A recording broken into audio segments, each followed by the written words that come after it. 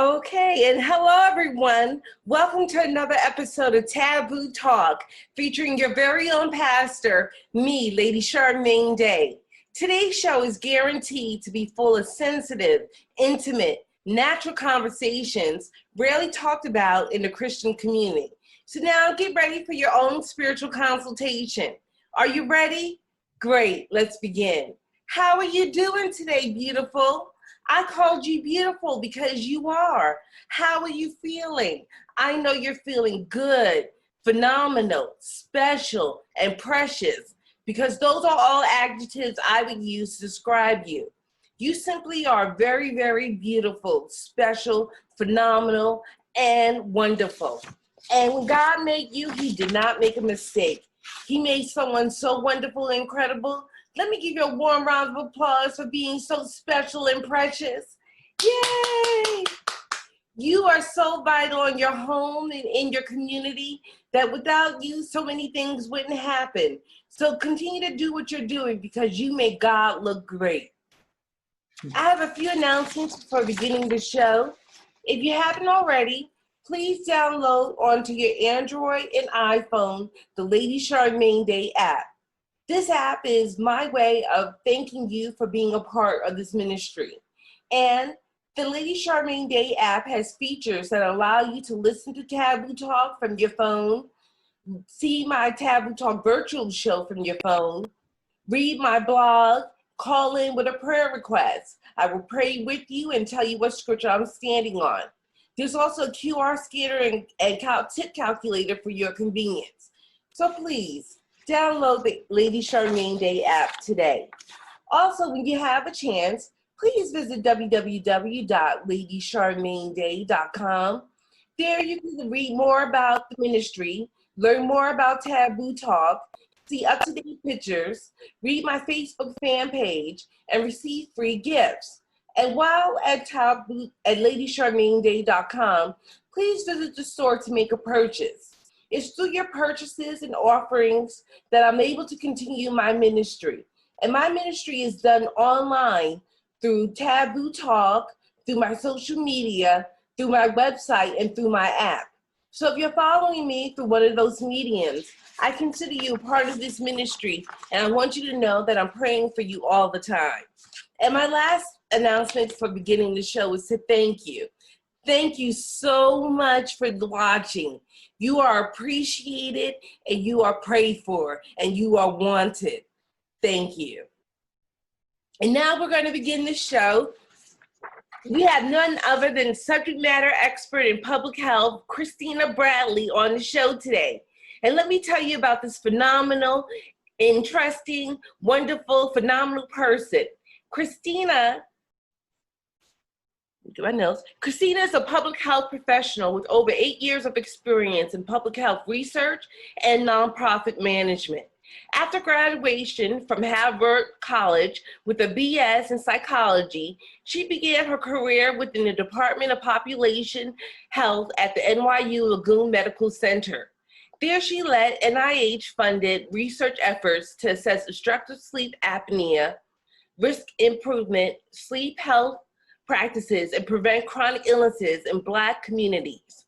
Throughout the course of her research, she became acutely aware of the prevalence of untreated mental illness and its relationship with physical health. This fueled her interest in mental health and prompted her to join Vibrant Emotional Health as a member of the National Suicide Prevention Lifeline team. There she managed a network of 150 crisis centers that collectively answered over 2 million calls per year, as well as the NSPL's crisis response partnership with the Office of Presidential Correspondence under the Obama administration. During her time at the NSPL, she was exposed to innovative mental health interventions, as well as to bureaucratic barriers to their swift implementation. This paradox furthered her curiosity about the public mental health system and motivated her to enroll in Johns Hopkins Bloomberg School of Public Mental Health. At Hopkins, she focused on mental health policy, economics, and services, and opted to fulfill fieldwork requirements in prisons and mental health courts. She got her master's, and currently she is the manager of support programs for the National Alliance of Mental Illness of New York City, NAMI-NYC Metro, where she oversees the NAMI Helpline and over 30 support groups and classes, which serve over 20,000 people per year. In her free time, Christina plays tennis, travels, and spends time with her family and her dogs. Help me by helping you welcome this phenomenal beacon of light, Christina. Christina, how are you? Hi, Lady Charmaine. I am doing quite well today. Thank you so much for having me on the show. Thank you so much for being a part of the show, Christina. You are welcome. We are so excited to have you here. Thank you. So, Christina, you know that July is Minority Mental Health Month. How do you feel about sharing with us ways that COVID-19 has impacted public health, and especially in the minority community? Yes, that's a great question. I think COVID-19 has really been disruptive for everybody globally. It's really been an unprecedented moment where everybody is living in potentially isolation or quarantined. Many people are sick. Many people have lost loved ones to the illness, lost jobs, all kinds of negative effects of COVID-19 and some hard-learned lessons. Mm-hmm. But we are definitely seeing that minority populations, the Black community, the Latino community, they are certainly suffering disproportionately from this illness. And that looks like, seeing that people are losing their jobs in our communities at higher rates. They are, not only are they getting sick at higher rates, but they're also dying at higher rates. And a lot of that has to do with really compromised healthcare for people of color. And also it has to do with underlying conditions in our communities that are a result of longstanding inequity. So it's really exposing some of the disparities in care. And it's been, difficult to watch, but it's also, very difficult to be a part of that community, to be a Black woman and to see the way that our folks are suffering. I know. It really is. It really is something horrible. We're going through a traumatic time. And that's what I wanted to talk about, the mental health aspect of this situation. Mm-hmm. With this trauma of everyone going through changes, dying, losing their jobs, unable to pay their bills, suffering, their mental health is suffering. Yes. And how many people are going and actually getting help for mental health problems? How many people are actually going and getting support for their peace of mind? Right. Yeah, I think so. That question, I think the answer is sort of twofold. I think we are seeing that more people are reaching out for help and support than normally would, because these circumstances are so extraordinary. When maybe people typically would not access support, we are seeing that they are in this time more so. That being said, there are a lot of barriers in communities of color to getting support for mental health problems. And some of that is rooted in our history and particularly, in some of the myths that exist in our community. You mentioned, as we sort of kicked the show off, that this platform is one in which you like to use it to explore issues that maybe are not discussed in the Christian community. And I think in the Black community, that's one of the issues we have, that we are not as forthcoming about our problems with mental health.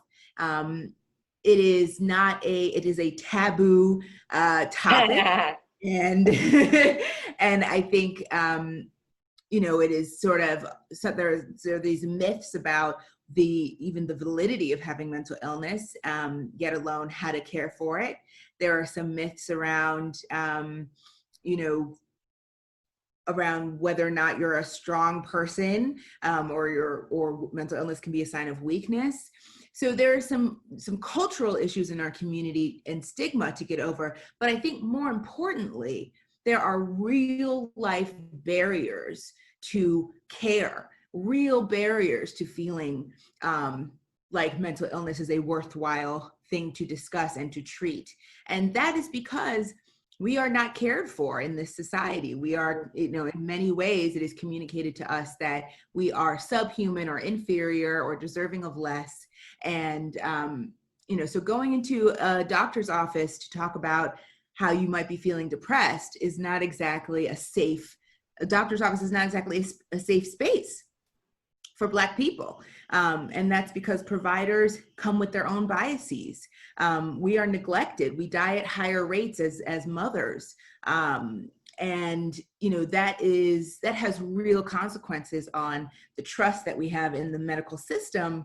But also I think it has real consequences for, our communities. And that has to do with really like giant issues in our society related to health insurance, the affordability, the accessibility. And so it's really a sort of a complex thing. But I think that, what we are seeing, thankfully, in this time, some people are really coming together and saying, you know what, this is an extraordinary circumstance and I need some extraordinary support for it.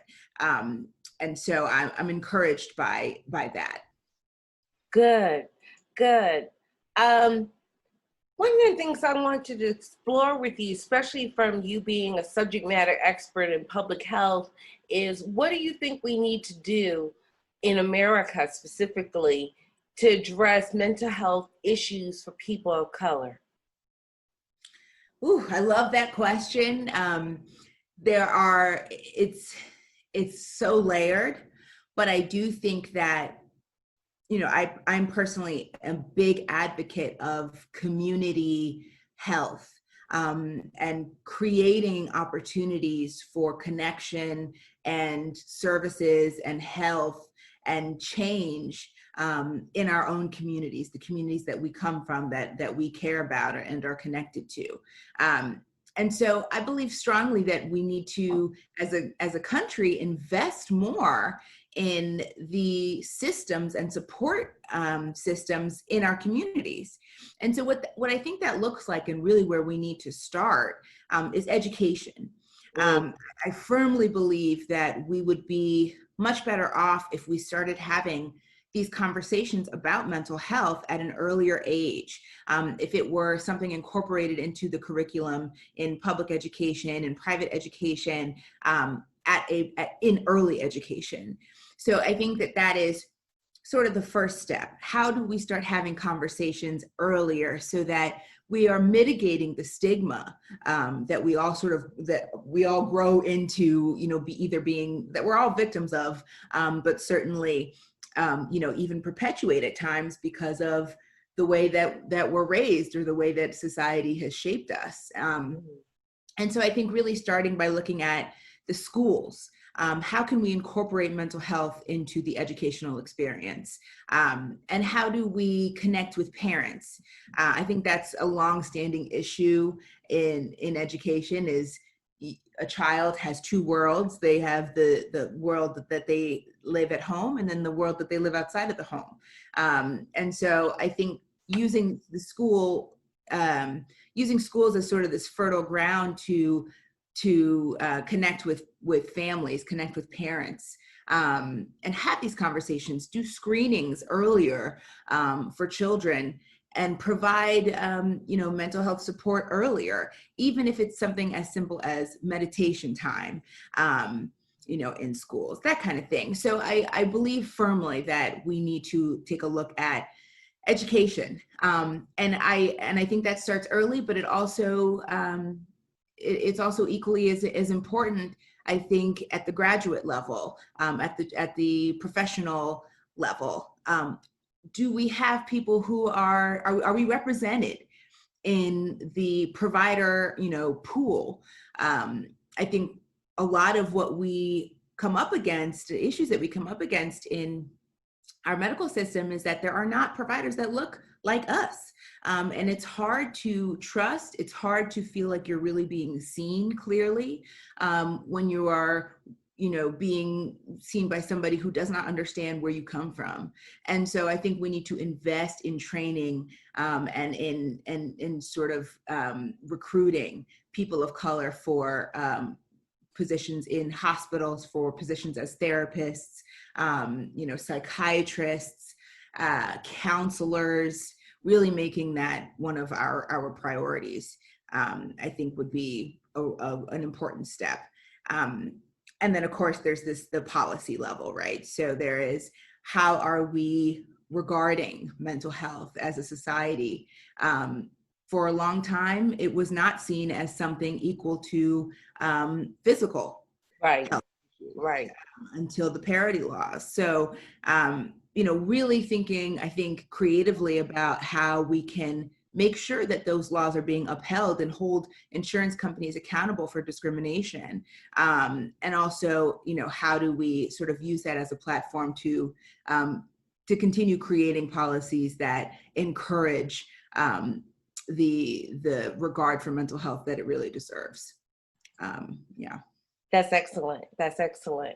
And what can people do on our level, on the everyday level? What can people do to address mental health issues and mental health concerns? Like, I'm listening to this and we're talking about policy, we're talking about education, we're talking about doctors, but what can we do down here with everyday folks who are dealing with their own trauma in reaction to COVID-19? Because COVID-19 is a traumatic experience. So what can people do to stay healthy and stay sane? What's your recommendation? I think that the first thing is to sort of pat ourselves on the back. Amen. We really are extraordinary people. And I think that that's the case for everyone, for humans in general, and sort of seeing how we've all reacted and adapted to this time, but especially for our community. The degree to which we continue to fight and hold our head up and to be dignified and to use our voices, I think has been just incredibly inspiring for me and comforting. So I'm really proud of us. And I think the first step is to just say, you know what, I got up today. Hello. Or, I got up yesterday. Hello. And I talked to my mother today and we had a nice conversation, or I said my prayer today, to just celebrate the beauty that we really, and prowess that we really have. And so I think just remembering that is incredibly important. And then I really, I am a strong believer in our support systems. I think the things that we don't get at that society level, we get on a micro level from each other. That's so right. Staying connected in our communities, dialing into Taboo Talk, or looking it up on YouTube and watching the videos, having conversations with your family members, checking in, even if it's not about something serious. But just to stay connected. And I think that connection piece is what's gotten us through our really, really tumultuous history, is staying connected with each other. And so I want to encourage people to continue doing that, to stay connected to your people. And then I think, to continue to be brave, because we are brave. Amen. So it is brave to call your friend or to call your mother or your aunt and to say, I'm having a hard time. I have been feeling stressed. I have been feeling anxious. I have been feeling depressed. And if you don't have that language, many people don't, you can say, I'm having a hard time getting out of bed. I'm having a hard time feeding myself. I'm having a hard time being joyous. And I think, it takes a lot of strength to say that to somebody. And we are so strong in so many ways. I think we need to extend that same strength to these areas. So just opening up to have that conversation with people can go a really long way, especially if they're, people that you trust and who care about you. So I think that those are the sort of the three things we can do on a personal level. And then I think also starting to look for ways to get that support and to connect with people who are going through the same thing that you are. Or something similar. So, we're all sort of suffering at the hands of COVID-19. So there's a lot we have in common at this point. There's more in common between us than I think many people have felt for a long time. Mm-hmm. And so, reaching out to communities like NAMI, where you and I met at the National Alliance of Mental Illness in New York City, that's an excellent way to connect with people and to see that you are not alone. I think that is incredibly important to remember that we are not alone in this. NAMI services are free. They are free. They are open to anybody. And you can join the support groups. You can join the classes. You can call the helpline, and you will be immediately connected to somebody who's been in your shoes. And I think that is a really beautiful, important thing. Wow.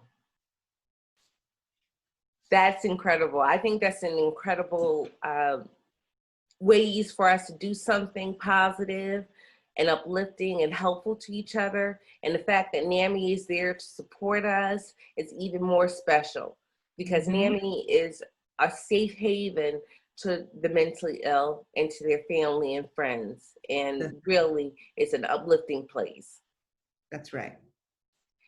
Well, Christina, what other things can people do? When you were working, you had some innovative mental health strategies or solutions that you were exposed to. Can you talk to us about that? Yeah. Well, I think that, one thing that I've seen in my career, and I know I don't want to make this the NAMI, a NAMI commercial, but I'm not trying to be just a NAMI spokesperson, but one thing that I've seen in my career, spanning everything that I've done, is that peer support is particularly effective, especially for our communities. And that is because it removes, to a certain extent, the stigma that one experiences out in the world. And it removes, to a certain extent, this hierarchy that is inherent in our relationships with the medical community. Inherently, there is a sort of power dynamic and hierarchical structure that comes into play with, having a provider or having a doctor in front of you. And that, I think, can work to be, can work against us in some ways, or can at least feel like it is. And certainly in some very real ways it is. So peer support and coming together with people who are like you, so who have a mental illness themselves or who have a family member, and are just approaching the problem as a regular person dealing with this universal thing called mental illness. I think that is one of the most innovative and effective models for public mental health care that I have seen, and certainly my favorite thus far. And then I think another area that has been really impressive to me is telehealth. In this particular time, we are seeing that we have limited options in terms of how we take care of ourselves. We can't go to the hospital as easily as we once could. And so we were really having to look to, I think, alternative, methods. And one that has come up has been telehealth. Zoom, doing support groups via Zoom, doing your doctor's appointments on Doxy, you know, connecting with your therapist on FaceTime, all kinds of ways of sort of doing this, but primarily, you know, continuing to stay connected virtually. I think that has, it's been exposed as a truly viable method of care and support. And I think that will be something that, you know, changes forever. I think we're forever changed, you know, by this lesson during COVID, for sure, which is exciting because it's the kind of thing that broadens our reach in the mental health community.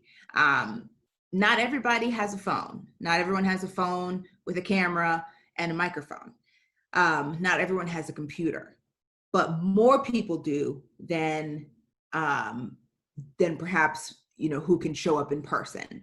So we can reach more people using telehealth. It is more accessible, it is more affordable, and that's really, you know, a special thing, I think, and something I'm really excited about. So I would say that those are the two things that I think about the most in terms of how we can continue to move forward in an innovative way, thinking sort of, you know, in a fresh way about how we approach mental health. That's excellent.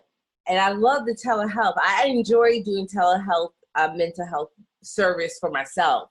It's awesome. I highly recommend it. And I agree with you. I think that mental health services have forever been changed by COVID-19, because now we see there's other ways to get treatment that are still effective and still helpful to the client. And telehealth is leading the way. Thank you for pointing that out. And I also always want to give people the opportunity to share what works for them personally. What works for you personally to deal with the trauma of COVID-19? What works for you personally to stay stable and here and present during all this trauma? Because it's impacting you too. So what do you do to stay well? Yeah, that's a great question. And, you know, I have a lot of work to do on that myself. I think, you know, the first thing I tend to do is to take care of others. I'm a caretaker, and I do draw strength from that. I think right now, doing my part as a person who works in the mental health field, doing my part at the advocacy level, and creating, you know, spaces for people that typically are not considered. And so what that looks like for me right now is at NAMI, I started our Black Minds Matter group. Excellent. Yes. So that is something I'm extremely proud of.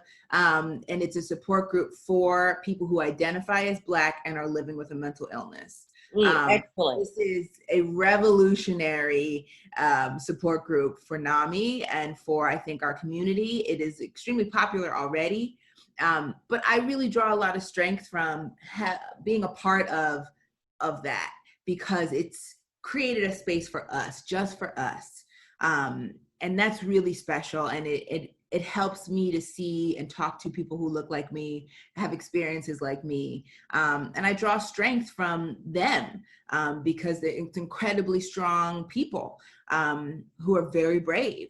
And so I find it to be very inspiring, and that keeps me going. On a personal, you know, on a very personal level, I think I spend most of the things that I find the most healing are sleep. Yes. I really prioritize my sleep. I also used to work in sleep research, so I'm way too familiar with what goes wrong when you don't get enough sleep, especially over a long period of time. So I have a lot of fear about not getting enough sleep. So I get my 8 hours. I know, so that's right. The first thing. I also really prioritize staying hydrated. I find that when I'm hydrated, I am feeling better. I have more energy. My skin is glowing. And it's an easy thing for me to do. I have my water bottle with me at all times, which is Nice. Black art. Yes. Okay. Nice. That's his force of nature.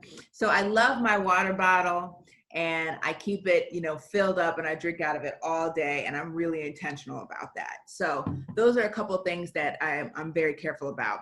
And then, of course, getting my time in with my family, making sure that I talk to my mother probably every day. And I have a little brother and my dad and 2 little dogs. So I'm always staying in touch with my nuclear family, and I call my grandma every Sunday. And so, just really staying connected to my people. And then of course, God, the number of times that I can look back on my life and remember when I was feeling really hopeless or feeling like, I was in big trouble, something wasn't working out.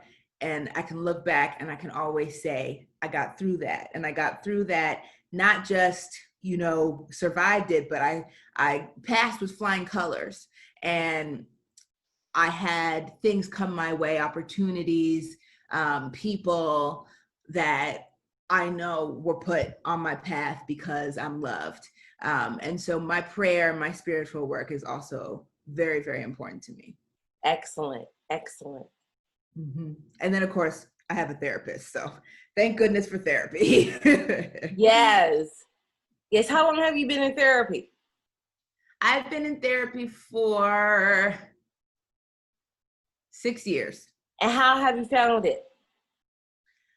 Oh man, I love it.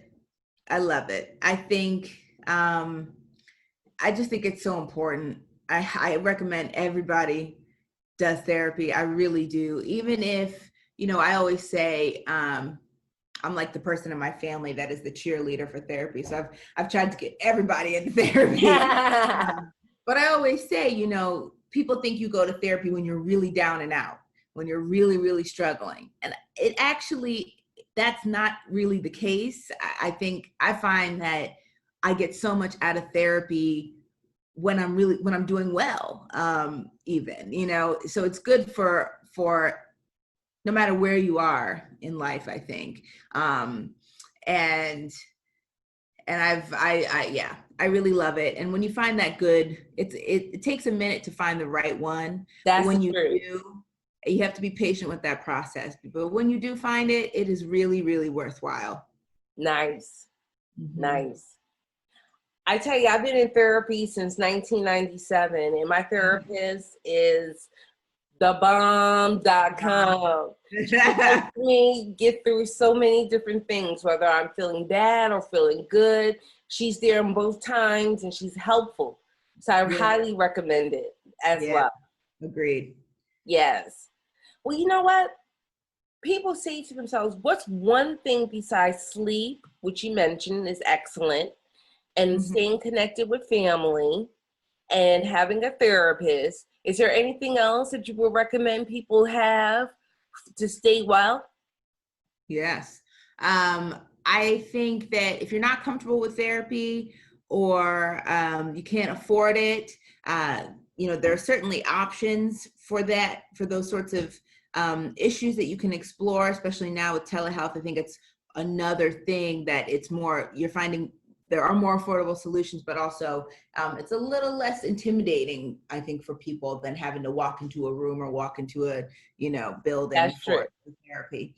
But also support groups. NAMI has a lot of support groups, and that's a really great way to take care of yourself. It's low investment. It's free. And there are all kinds of options, to meet your needs. So I definitely highly recommend people look at support groups in their area. NAMI is a great place to start. So I recommend that for sure. And exercise. That's one that diet and exercise is, I did a lot of, I've done a lot of research in the Black community centered around sleep health. And what I found is that there are so many things that are connected to our physical health that you wouldn't necessarily think are. Like that. So I think a lot of people don't recognize that, for example, if you're living in a neighborhood that has a high noise pollution and your sleep is disrupted because of that, over time, your stress levels will increase, your level of fatigue, of course, during the day, and therefore your productivity, but also how hard your body has to work to keep you moving. It's working overtime. So, things like that are connected that we don't necessarily think of consciously, but they're there. And, microaggressions every day, the racism that we face, having to work twice as hard to get half as far, that takes a toll on us physically. And that then takes a toll on us mentally, takes a toll on our pockets, takes a toll on our families and our relationships. And so I think, really taking care of our bodies is a revolutionary act in the Black community, taking care of our bodies. And so that means sleep, diet, and exercise. Wow. And there's a lot of information out there on how to do that. And it is all kinds of mediums that you can explore. You can read, you can get on social media and watch videos. You can follow people on YouTube, on TikTok. There are all kinds of creative, innovative, fun ways to get motivated for your health. And I think that is something we really, really have to work on in our community. I agree with you so highly. And I tell you the truth, people don't realize that if you're not exercising and eating right, then your whole body is just struggling just to stay afloat. So really, it is important to exercise, eat healthy, get the proper sleep, and to do things to stay healthy. Remembering that, like I told you in other episodes, your body is the temple of God. So you wouldn't treat a temple like garbage. So why are you treating yourself like garbage? Why are you eating garbage? Why are you putting garbage in your body? You got to stop that and work on eating healthy foods and exercising and sleeping and taking the best care of yourself. Do you agree? I completely agree. And I do know it's difficult. I'm not perfect at it. Nobody is. That's right. Starting very, very small, very, very small. If you walk and you just walk for 5 minutes, because that's all you can get, that is better than zero. Hello. Okay? So just taking those little steps and being encouraging to yourself, being your cheerleader, because that's what God wants for us. That's true. Well, we're quickly starting to run out of time, Christina. We've enjoyed having you. I want to give you the opportunity to give us your final thoughts on mental health, COVID-19, what we can do to stay well, anything you want to end with your final thoughts so that you can get it in while we still have time. Sure. I would like to encourage people, just to continue to take care of yourself. I think that this is an incredibly difficult time. And so, many people are just focused on surviving. And we, in our communities, we're used to that. This is not new to us. It's new to a lot of other people, but it's not new to us. And so, I just want to leave everybody with, my incredible just gratitude for being a Black woman and being a part of this community. And I want to congratulate and celebrate our communities for our strength and our grace. And I just don't want people to forget that. I want people to, to celebrate themselves, be grateful for what they do and what their bodies do for them. And, just to take it sort of easy on ourselves right now. This is not normal time. So it's okay that, we're not doing things perfectly. And so I just want to remind everybody that that's okay. And you are not alone in that. And then of course, with the energy that you do have left over, because it's got to go to yourself first, with what you have left over, think about the community and what you can do. NAMI has some great opportunities to get involved in advocacy, because there are just some things that have to change. We need to invest, our leaders need to invest more in our communities. They need to invest more in mental health. And it's crucial that our voices are heard. We have seen that it works. It does work when we're out in the streets and we're protesting. It does work when we write letters. It does work when we make those phone calls to our representatives. So when you have that energy left over, I highly encourage people to do that. That was powerful. Yes, thank you. It is important to let your voice be heard and to help others by advocacy and empowerment of the people. That's so right. Sharing your story like you do. Yeah, right? So it's important that we all get involved. And NAMI, I have found, has been the one place that's been consistently fighting for people to have mental health equality in the United States and abroad. So get involved with NAMI, or get involved with whatever organization you want to, but get involved with someone who is actively trying to make a change happen. Would you like to say anything on that, Christina? No, I think you said it perfectly. Okay. Christina, while I have you, what best way to reach you?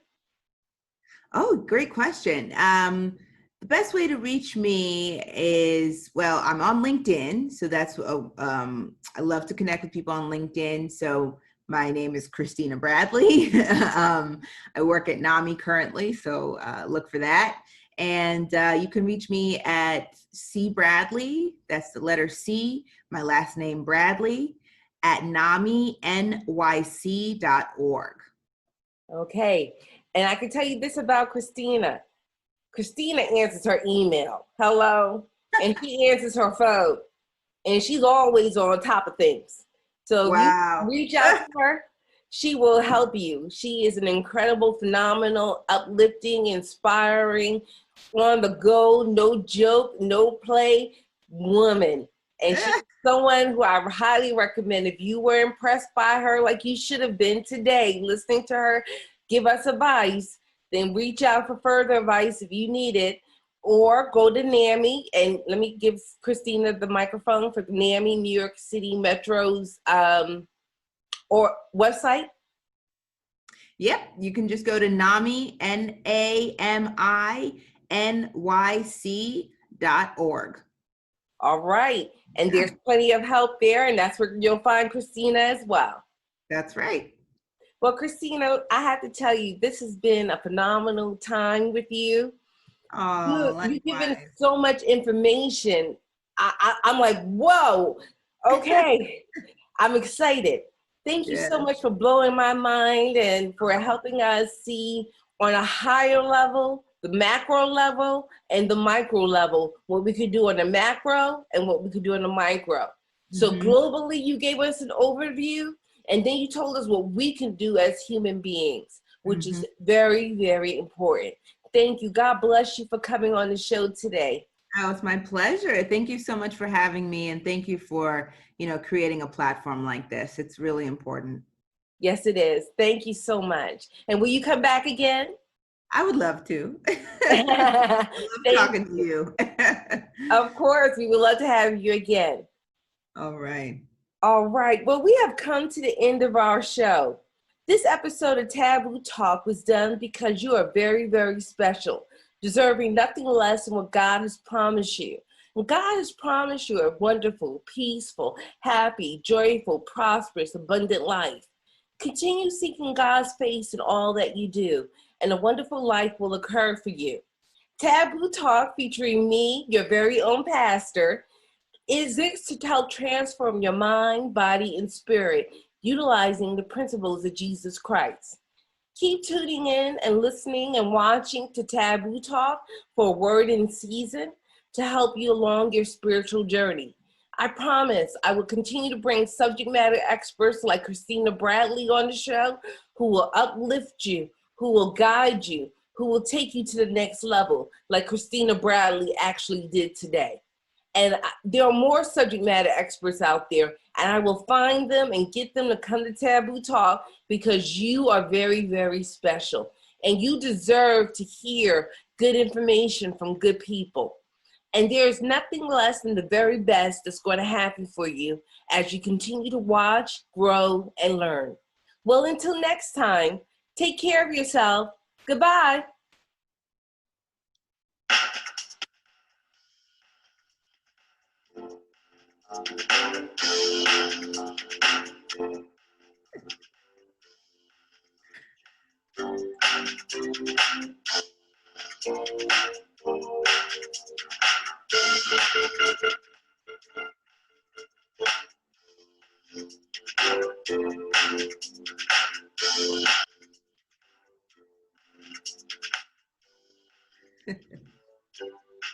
Okay, goodbye.